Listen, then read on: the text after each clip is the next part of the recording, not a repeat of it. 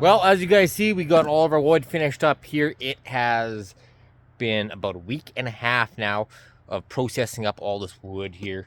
We roughed it out as we did our measurements, length by width by height. You times that all together, divide that by 180 because this is all loosely tossed in here, although we do got probably about 3 cords worth of stacked wood just along the edges. There's some down there as well.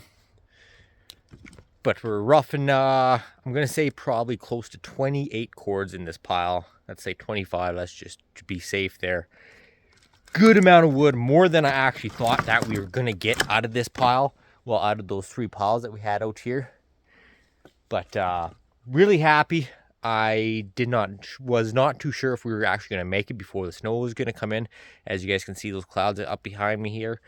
We're expecting snow probably in the next half hour here.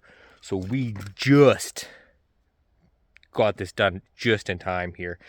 Few issues with the processor. First, we had our spring break, which is a common problem. I'm going to get down off this pile and talk to you guys near our processor there. All right, so we're down at our processor here. She is looking pretty bare. We got rid of our conveyor.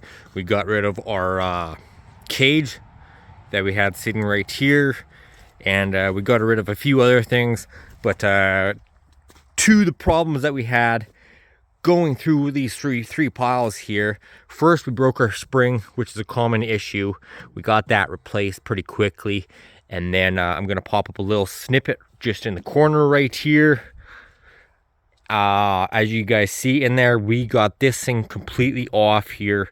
We actually ran into an issue, which I'll pop up another video. So I found out what was wrong with it.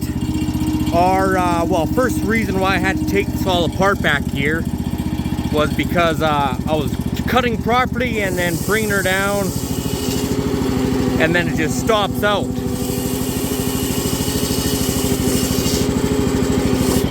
It's not because we're at low idle, it does that at full speed right now. But as you guys see, our saw was not running worth a shit. It was actually just down here. You take out, well, you got your motor, and then you got your piece that's coming out here, that's screw, that gets, the screw goes on there.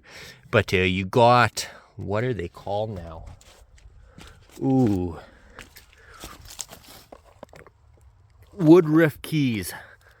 We broke one of those off. One was inside there. We broke it off the very first day. I wasn't too sure exactly what our full problem was, so that's why I took off the whole thing. I wasn't too sure if it was the motor or if it was a hydraulic issue or what was going on. But we found out it was the woodruff key. That was a little hard to say. So we flipped it around. We were able to get another little bit of use out of it.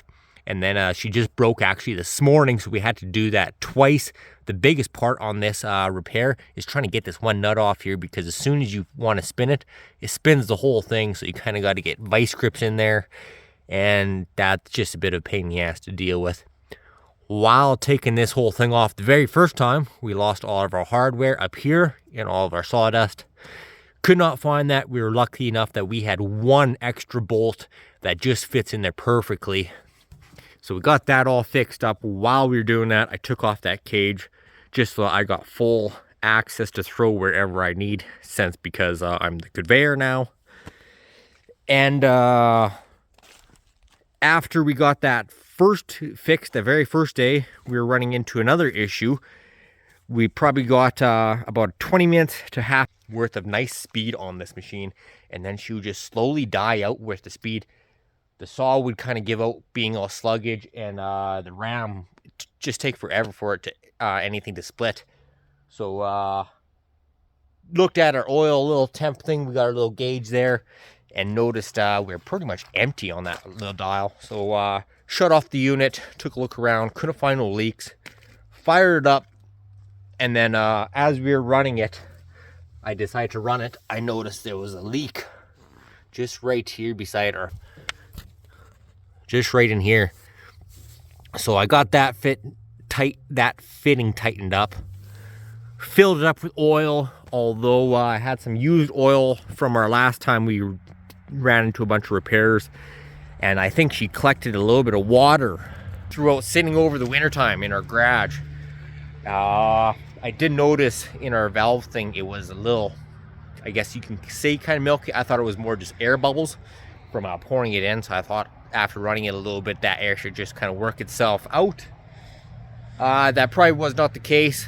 I was running it all that day, pretty much running it for about a half hour, give it another 10-minute little interval to rest, fired up, and then I had full power each time afterwards.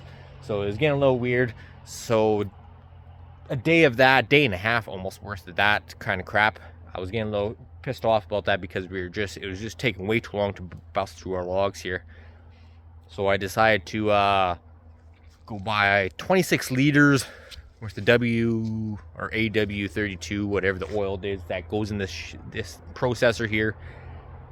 $100 and some later, I think it was $170 later with the new filter and whatnot. We got new fluids put in there, drained out all of our lines. We disconnected a few of our lines because we just weren't using them.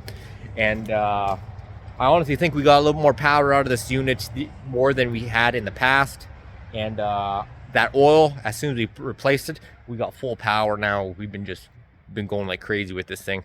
I honestly think she's gonna do pretty good throughout this year, and she's gonna be able to split up all that wood and the stuff just over there.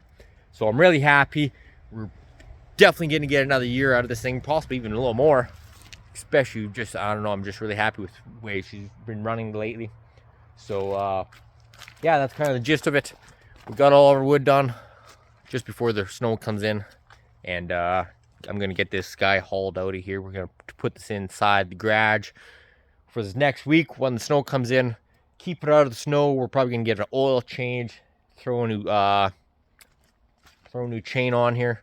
We went through two chains going through all this wood here, so I'm pretty happy with that. A few questions I get asked about this unit, which I'm probably going to be throwing into a few shorts in this upcoming week here. I always get hassled about my 4-way wedge, why I don't got no 6-way wedge. I'm re-splitting all my stuff, and why I got my full cage off here with the saw still working. A lot of people said I bypassed my little safety feature for my cage. I did not. I will get into that little later on in a short here. Bit of an interesting one. I kind of hurt myself a little bit when we were doing it. But that's a wrap up for today's video, guys. Hope you guys all enjoyed that. We are, like I said, I got to get this thing put into our garage here and just get a little bit cleaned up here before the snow rolls in. She's coming in pretty soon here, like I said. These clouds, they're calling them for a dump here pretty soon. But we'll talk to you guys again later on this week here. Thanks for tuning into Armands Life. Bye, guys.